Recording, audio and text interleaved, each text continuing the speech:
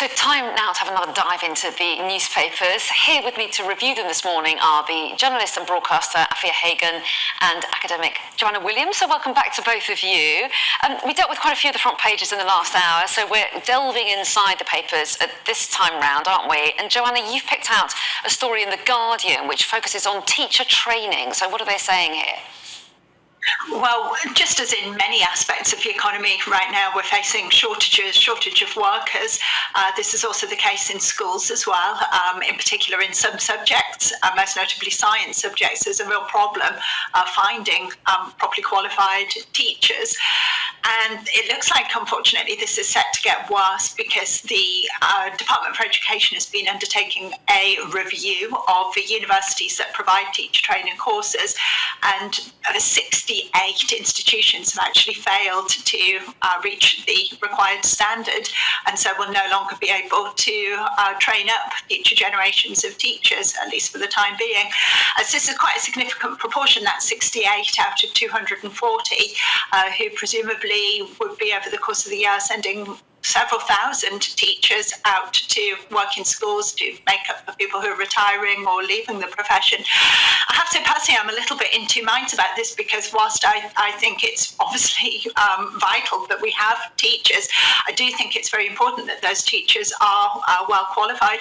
I've got to confess a claim, kind of an interest in this story. I'm trained as a teacher myself. I worked in secondary schools for a number of years.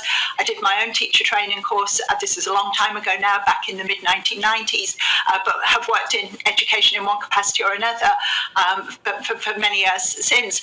I have to say my own teacher training course, I'm sad to say, was a waste of time as far as I was concerned. It didn't qualify me for life in the classroom.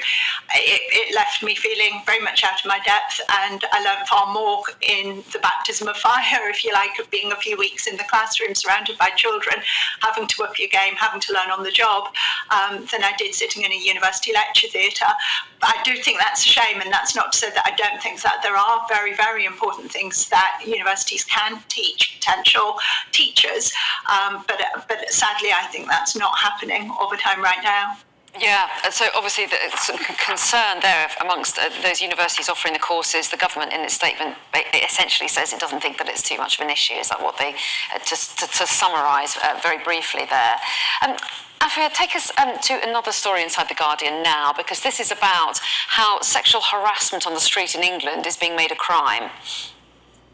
Yes, exactly. So now it's being made a crime with a sentence of up to 2 years in prison, and this is under plans that's been backed by the Home Secretary, Suella Braverman. Now, this has been something that's been lobbied in Parliament for years and years by backbenchers, and it finally looks like it's going through. And of course, it's been a real concern. You know, Rishi Sunak was talking about it a couple of weeks ago, how he fears for the lives of his wife and his children, his two daughters, on the streets of London. And, you know, lots of women are afraid of walking the streets of any city at night time or during the daytime because of catcalling, because of things like sexual harassment, because of being followed, whether that's in a car or on foot.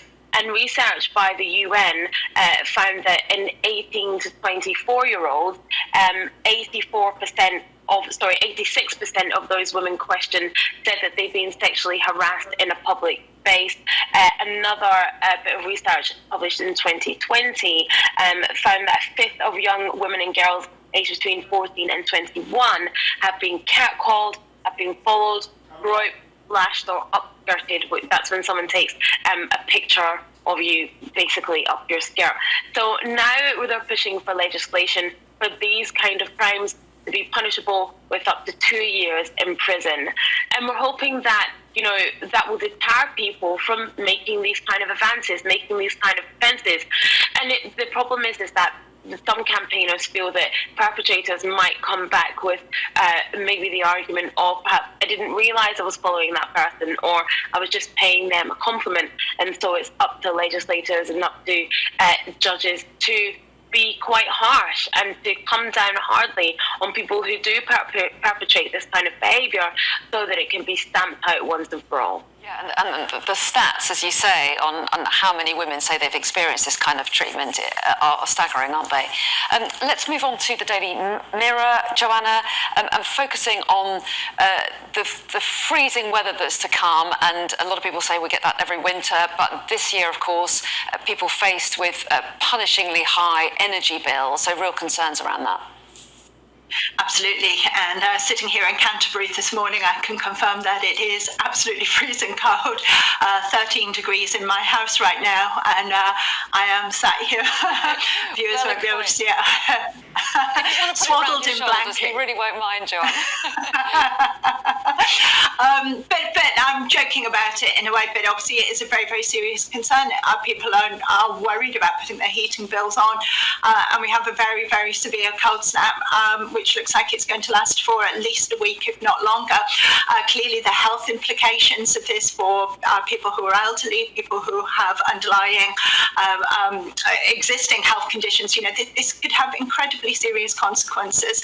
And the other issue, of course, is whether we will be able to keep the heating on at all, whether, even no matter how much money you have, whether the national grid will be able to keep the power supplies going to people's homes.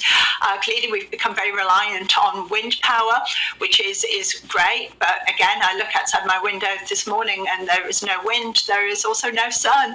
So the solar power is not going to work either. Clearly, a lot of blame has been put on the war in Ukraine and the disruption to the gas supplies and the enormous cost increases that we've seen to the gas prices. But I think also our government needs to take a much longer term responsibility for this, for what's gone on. Why do we not have the storage capacity for gas supplies that other European countries have had, so we could have bought in gas when it was at a cheaper price to use now?